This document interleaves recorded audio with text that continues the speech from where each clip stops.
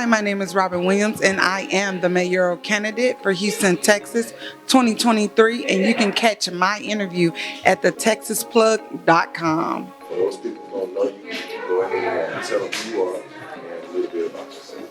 Absolutely. So my name is Robin Williams, and I am the mayoral candidate for Houston, Texas, 2023. I am super excited. Just a little background story about myself. Born and raised on the south side of Chicago, but I definitely call Houston home. Served in the Marine Corps for 8 years, 4 years active duty, 4 years reserve. Shortly after that, I went on to work for the American Red Cross as a manager, reconnecting refugees back with their families from the DR of Congo. I'm earning my bachelor's degree. Now I'm earning my master's degrees. I do have 2 masters. Both of my masters are in criminal management and justice administration. I will meet my business partner, Sheena Sakib, and she's a doctor from Pakistan. We started this organization called A Hero Needs a Story, and we made the word hero extremely generic and applying it to everyday life. Individuals battling with HIV, AIDS, eating disorders, domestic violence, and we ended up being global 6 out of the 7 continents. And shortly after that, I will go on to become a police officer. So I'm currently serving as a police officer in our great city. Let's go back to your roots. Okay, so you were born in Chicago. Yes. Okay, you said you lived on the south side of Chicago? South side of Chicago. Let's talk about like growing up. Were you from a 2-parent home? Did you have any siblings? I didn't have a very traditional childhood. I grew up, my grandmother and my father raised me. Growing up, it was 4 of us. Unfortunately, I lost my brother 3 years ago to gun violence. I lost my cousin 2 years ago, and I lost my uncle a year ago to gun violence. So now it's the 3 of us, my oldest brother, my youngest sister, and me. I grew up where my mom was very educated. She went on to become a registered nurse, but mental health was in the forefront. You know, my mom struggled with schizoaffective major depression. She kept telling my grandmother, family members, hey, I don't feel well. I'm hearing things, I'm seeing things. During that time, people had no idea what it was. I watched this beautiful young lady go from being a registered nurse to self-medicating herself and ultimately becoming homeless. My grandmother took us in, all 4 of us, at a very young age. I can't give you a definite number. It was unorthodox childhood, but a childhood that I needed because my childhood gave me the tools to become the mayor, in 2023. Had I not experienced what mental health looked firsthand, I wouldn't be a mental health trained police officer. Had I not seen what homicide and death does to a city, I probably wouldn't be a police officer with as much passion as I have today. What type of child were you? Were you mischievous? Were you into bush? Were you into guys, Barbies? So I like to say I was a tomboy. I boxed. I was a boxer. Loved that. I played softball, volleyball. Very talkative child. Always ahead of my time. Very, very smart. I remember being called into the principal's office saying, hey, you're going to go from 6th to 8th grade. So I never went to 7th grade. So I was always smart and always a leader. Always wanted to read books. I hosted my senior pep rally. How cool is that? So I was always a natural born leader. Leadership came to me easily. Did you go to school in Chicago? Did you go to school in Houston? So all of my education from kindergarten all the way up to high school is in Chicago. I was always in advanced placement courses, always in advanced placement classes, always made honor roll, always made the dean's list, but I was a fighter. So I was always had that Chicago aggressiveness to me, that personality. But I was a sweetheart. But hey, don't bother me, I won't bother you. But I was always a very friendly kid, very outgoing, loved life. I had my hand on everything from collecting donations for youth, for Valentine's Day. I've always wanted to be that person that was ahead of my generation. Are there any events, memorable events in high school that you experienced that you think of today? I remember fighting to be a part of the pep rally. I cannot remember her name, and she was over the pep rally, and I remember being selected. They've never had a woman lead the pep rally, so I was so excited when I found out I had got picked along with my friend Kenneth Ellis and another gentleman. And I remember being told, hey, you're not going to be on the pep rally. You're not going to be able to host it. And I was like, what? I said, no, this is unjust. So I went to the dean. I broke everything down to a science and was like, I was selected. What does my gender have to do with hosting the pep rally? So I got to still host the pep rally, and I was the first female to host the pep rally, and it was amazing. So you've already been the first, and you already know what it's about to see something incorrectly and take the proper steps to get things going.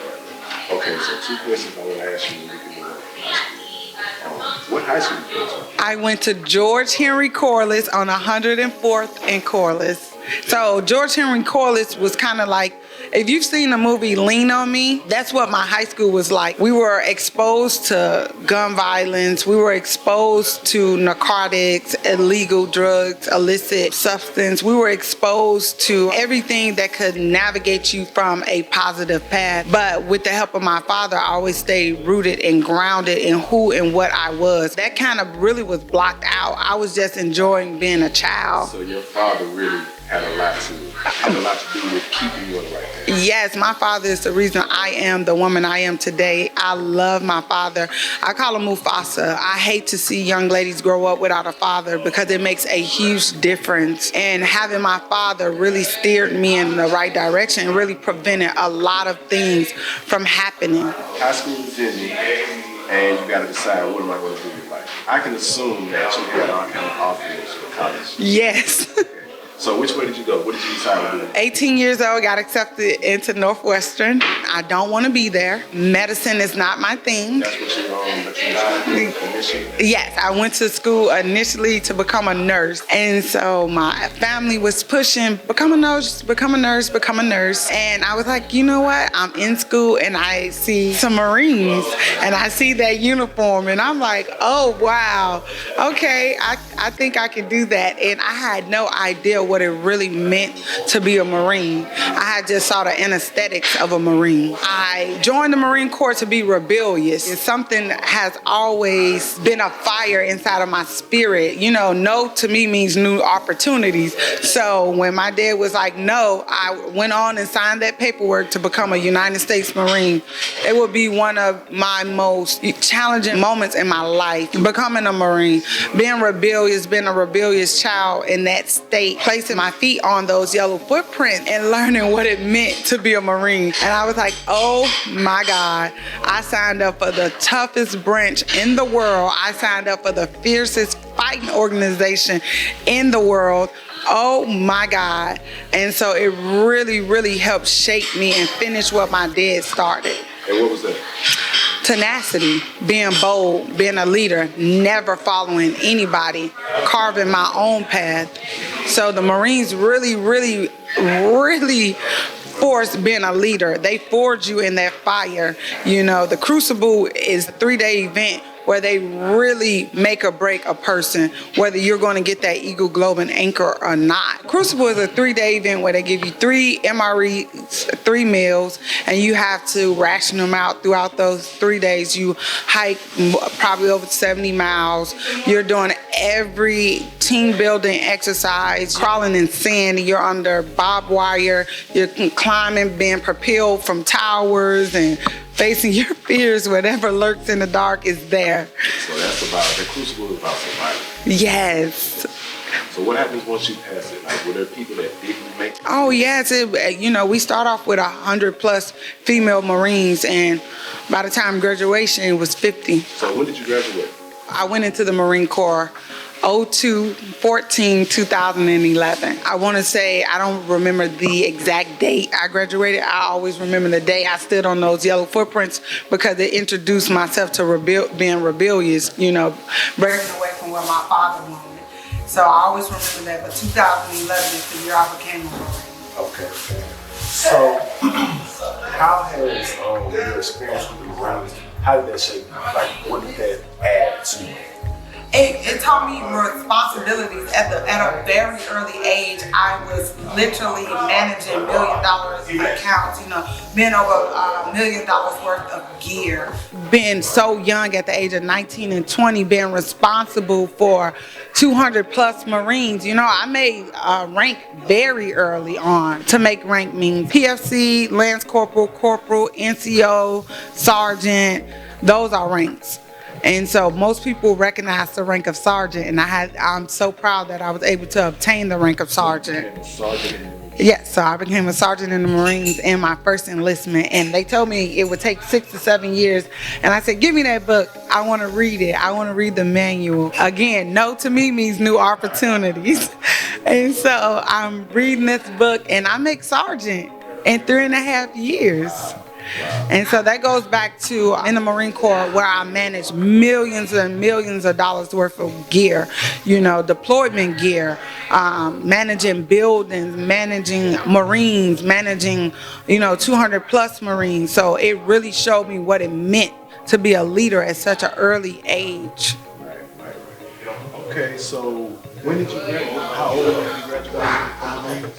When I became a Marine, I was 19. So. Okay, and you said 3.5, so probably like 20. So I was like 23, about to become 24. Do you recall the moment when you decided that you wanted to go into law enforcement? I started off in the jail, so I promoted again. So you went straight from the Marines to work? No. We're missing a big chunk. So from the Marines, 23, 24, again, taking on this leadership role, I applied to become the manager for the American Red Cross in Houston, Texas.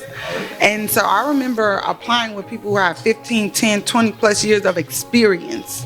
And my experience was, hey, I'm a natural born leader and I'm a Marine. And this is what I've done. And I remember going up against people and always been the youngest in the room. And I never had a problem with being the youngest because I don't back down in the face of adversity. And so I got selected to become the manager of the American Red Cross. Got out of the Marine Corps in 2 months. I was the manager for the American Red Cross. My last duty station, I was in California. So in the Marine Corps, you get to travel all around the world. So I got to travel within those 4 years. And my last duty station was in California. So I go from California and visiting Houston. I visit Houston a lot, and I love Houston. So I was like, I'm going to live in Houston. So little did I know that I would be running to become the next mayor of Houston, Texas.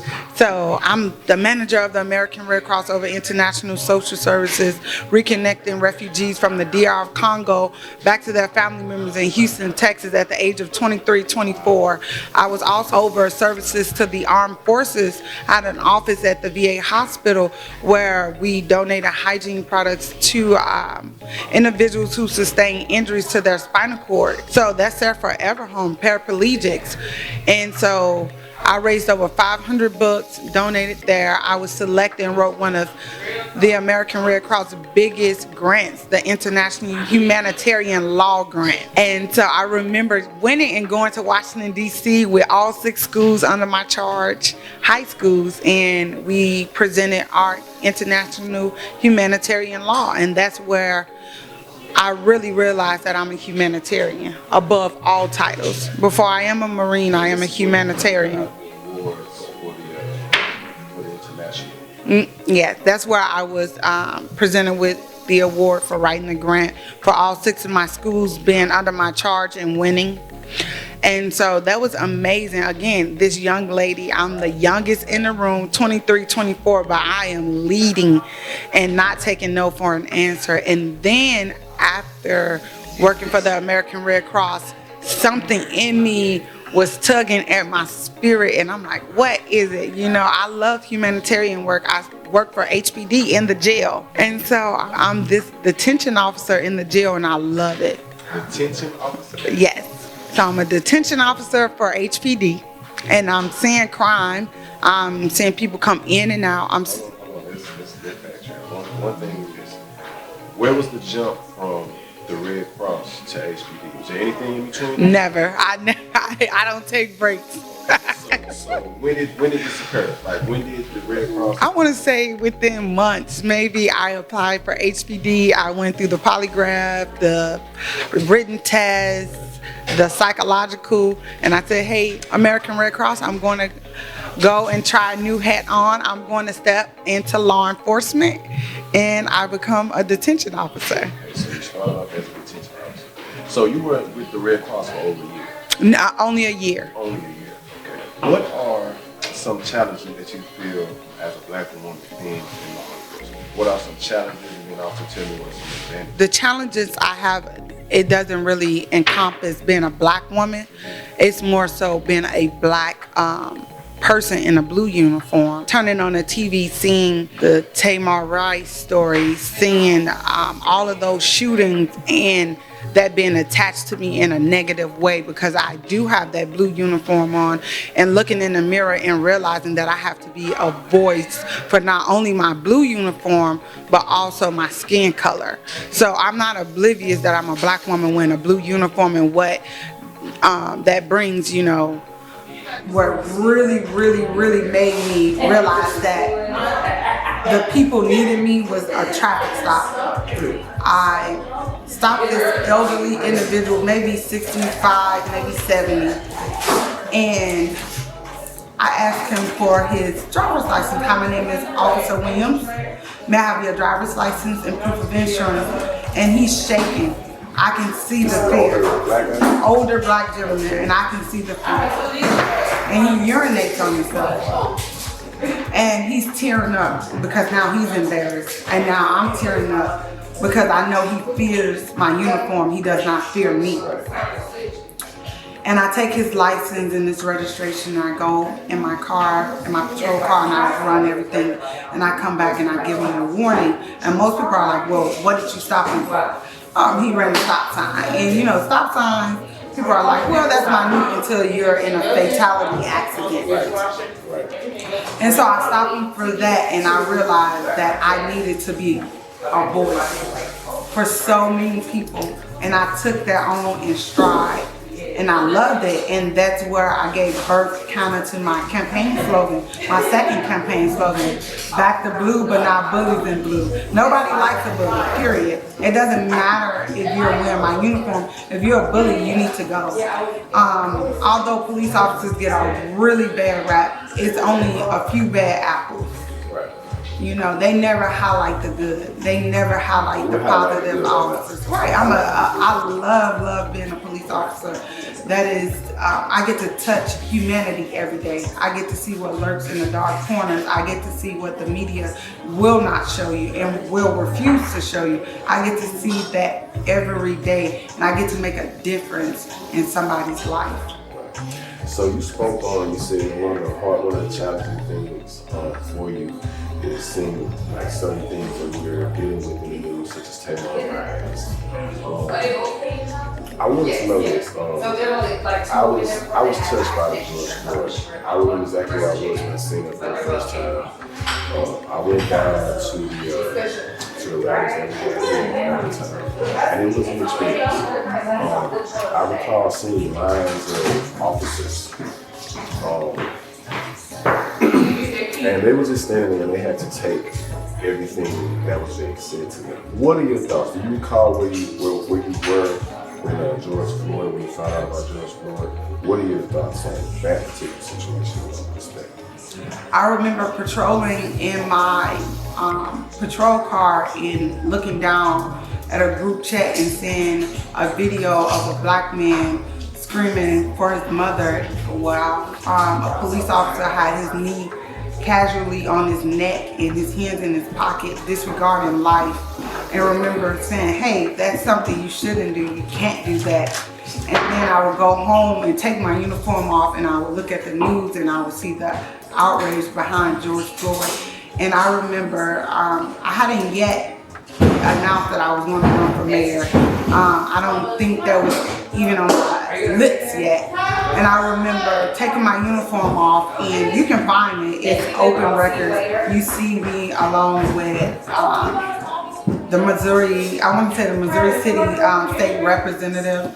You see me with a group of people, and I'm talking about how it feels to be black in a blue uniform and how wrong that officer was to kneel on his neck. And a lot of times people forget when you put that badge on, it gives you a sense of power like you've never felt before.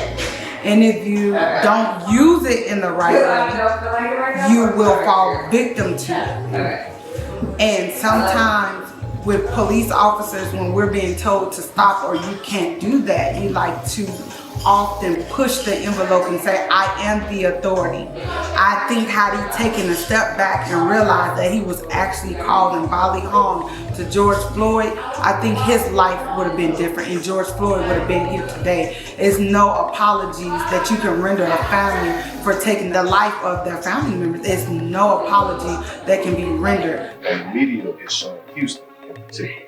I just seen today, and I've been seeing our crime is going up. As of January 23rd, there's a poster flyer that's showing like the top cities where crime occurs. And it shows that Houston is on the top of the list. There's another poster that I've seen that shows that there's like over 700 murder warrants that are active. And there's, I don't know the number, I think there's thousands of like activated weapons, and I don't know exactly. I know it's in the thousands. 700 is one, and others is thousands. First of all, why do you think that is, and what is the state that we have? So, like I spoke earlier, I said again, this goes back to losing relatives within a 3-year span in Chicago on the concrete that I once played on. And I remember seeing an increase in homicides. I remember seeing an increase in all kinds of aggressive and egregious crimes. And I don't work for Houston anymore. I'm not a Houston employee. I work for Fort Bend. And when I look at often the police department that I work for is rated the safest city year after year. And the reason why, when I look at the comparison, it's because the response rate to crime, we have to really, I break this down to a science in my change of direction plan policy. We have to re-bridge the gap between citizens and police officers. We have to address the elephant in the room, the lack of trust. That's the elephant in the room. We don't trust each other. And when we tend not to trust each other, we don't communicate with each other. And I think I love HPD officers, and I'm so thankful that they put their uniform on just like I do. But I think they need help, and I think that they need more additional training.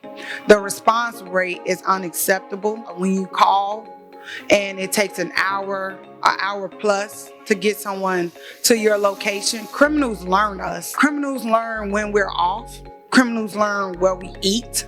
Criminals learn when we're taking a break. Criminals know which officer will enforce the letter of the law or who will bend. You take a criminal that's able to commit a crime and know that it will take an hour plus for a police officer to get there, they may alter the crime scene. They have enough time to alter the crime scene, leave the crime scene, and hope for the best. I may or may not get caught because we know that Houston is backed up with crime. We have to be realistic and very transparent. We have to rip the bandage off and give the public the transparent answer. The murder rate is high in Houston. Crime is high. We don't have enough officers in Houston. The lack of trust is prevalent in Houston. It's obvious. Police officers, and some people's eyes have come from being the predator to the prey. They are being shot. Police officers are falling victim, innocent ones, good officers. The uniform does not tell whether you're a bad or good officer. And with civilians, they don't understand that. So I think we have to be very truthful and really say, hey, in order to address crime, we have to hire adequate, good officers, quality over quantity. I really got tired of being lied to. Oftentimes you see politicians, they lobby, and the first thing you see them do is get with the police department.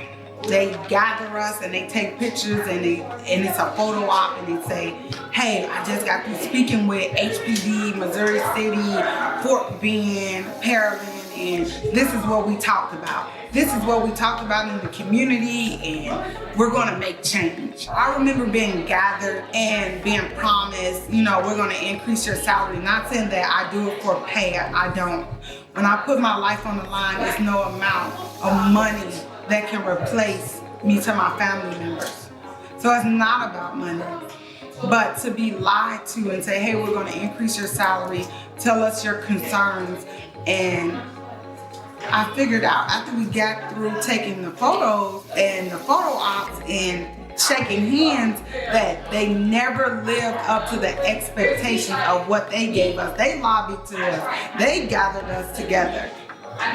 And so my thought process is if they can lie to the public's first line of defense, which are police officers, they can lie to the public with no hesitation. Okay, so you want to make a change. What is the first step for someone to take that action that you're doing? You have to be transparent.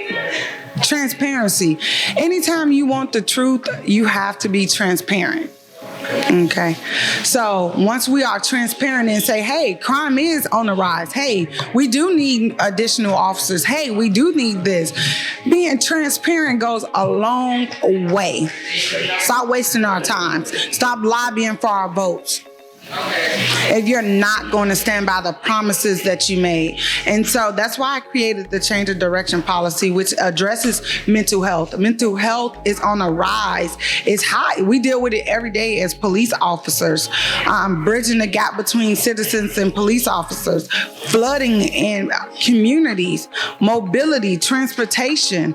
We are the 4th largest city on the brink of becoming the 3rd largest city.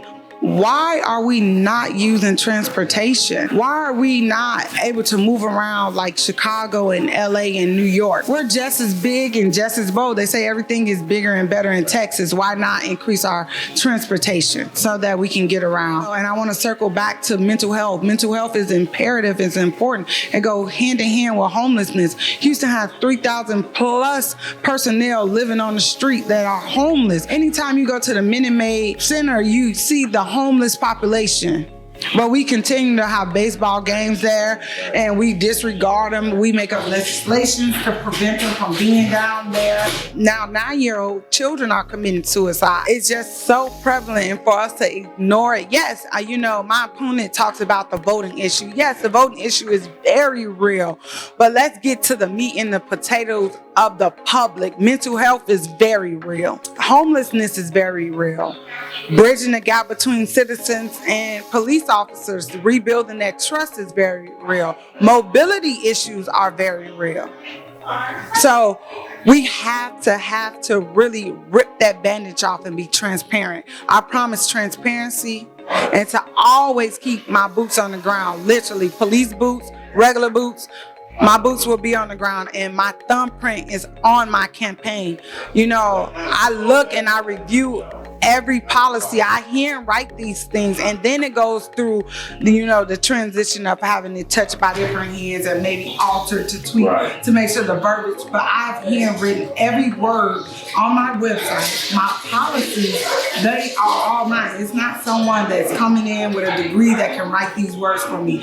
I've written it because I've lived through it. You need someone that's already doing the job, not sitting down with a police officer, because the truth of the matter is they're not going to be very honest. And so we need help. And we need to make sure that our citizens are safe. And this is something me, myself, they get us in all forms of the music. They tell us to vote, vote, vote, vote, vote. Okay, I'm speaking for myself, and I feel like I'm speaking for a section of the community, a section of all communities, to be honest with you. I have no idea what I'm voting for, who I'm voting for. Tell us some things that you feel like the community needs to know when it comes to voting. Like when we wake up and it's time to go to the polls and whatnot, tell us some things that we need to know. So the first thing you need to know is to vote. Right. You have to vote. Right. It is your American right to be able to vote. Secondly, you need to research your candidate. If your candidate does not resonate with you, does not resemble something that's in your life, then that's not the candidate for you. Don't allow a popularity contest to deter who you vote for, because you can vote for the popular candidate and that not be the right candidate. You want to vote for a candidate that resonates with you, that have walked in those same trenches with you. And I think I am that candidate. You know, I talk about mental health in my family. My mother, the one who gave birth to me, you know, I always say I believe I'm my mother's second chance, but being exposed to mental health at such an early age, I knew what it was. I identified with what it was. It's important to me, and that's why I am a mental health trained police officer. You need to resonate with a person that knows the law, not just a lawyer, an accident lawyer, or a private sector lawyer. What have they done for the community? When you're looking at that candidate, well, I see Robin Williams is a mental health trained officer. I see Robin Williams has experienced hurt that I would not want any family to feel when it comes to homicide. She's lost family members.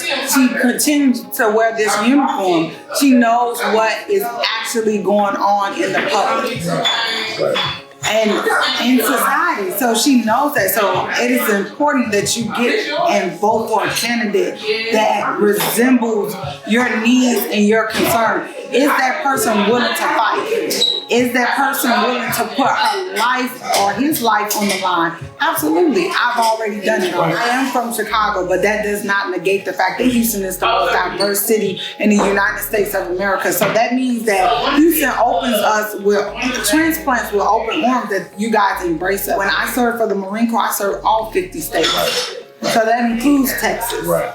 So I believe I get the choice to say where I want to live and where I want to raise my children. My future children will be from H-Town. Already. Okay, I will be married in H-Town. I served in H-Town. I protect Harris County, Fort Bend. So when people say, "Are you really H-Town?" I'm all the way H-Town, because show me a candidate that has put that uniform on and walked in those trenches. Unfortunately, my parents met in Chicago, born in martial arts. Okay. My Madam Mayor, Robin Williams, is also a police officer and protects us at night.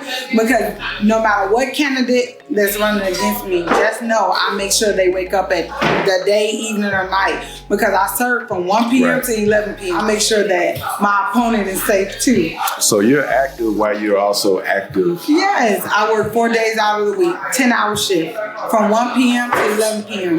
Those are 10 hours where a crime can happen and I can work 16 hours. And I'm still doing this with a 50-pound uniform on and with the hopes of becoming Houston's first African-American woman mayor. And I do it in stride, and I make sure that I'm making the best product to Houston. And not only that, making sure I'm arresting. Yeah, I do make arrests. You know, I'm arresting and taking the bad guys off the street so that you can wake up tomorrow, that your family can wake up tomorrow, and that they are not victims of crimes. Right. Just a couple more things. I'm gonna let you go. I looked on your website and you had this thing on, I think it was 100 days. Yes, Tell us about it. Just to let Houston know how serious I am, I went on and wrote my 100-day plan. Oftentimes, candidates who are voted in do that. Mm-hmm. But I went and said, hey, this is my vision. Manifest destiny. So my 100 days, one, I said, we're going to address those potholes.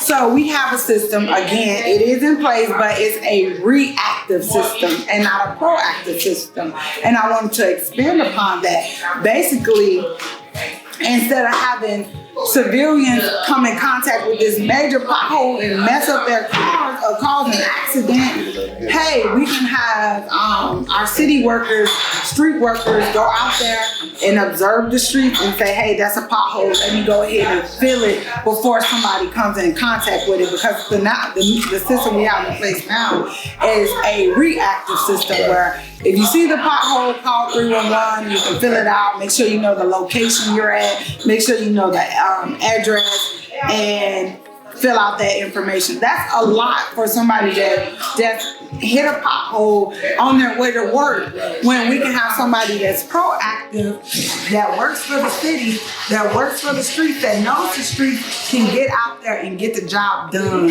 before a civilian runs into a pothole. That's my number one.